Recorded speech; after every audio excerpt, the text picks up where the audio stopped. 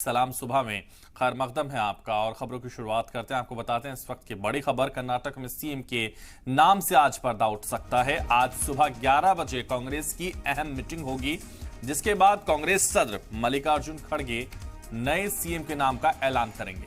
आज की मीटिंग में सोनिया गांधी भी शामिल हो सकती हैं।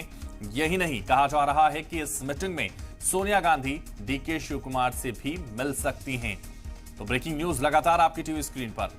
कर्नाटक के इलेक्शन के बाद कांग्रेस को जीत मिली और उसके बाद से लगातार अब मुख्यमंत्री को लेकर सभी की निगाहें कर्नाटक पर टिकी हुई हैं। हालांकि आलाकमान को यह फैसला लेना है। लगातार इस फैसले को हर कोई सुनना चाहता है, देखना चाहता है कि आखिर आलाकमान किसको सीएम का ओहदा देते हैं।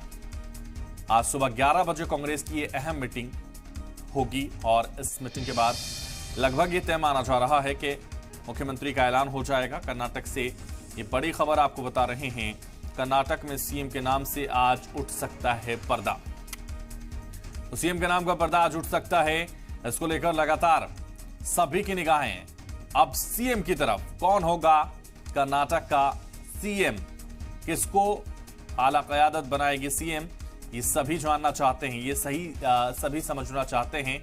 कर्नाटक से बड़ी खबर आपको बता रहे हैं। ब्रेकिंग न्यूज इस वक्त आपकी टीवी स्क्रीन पर।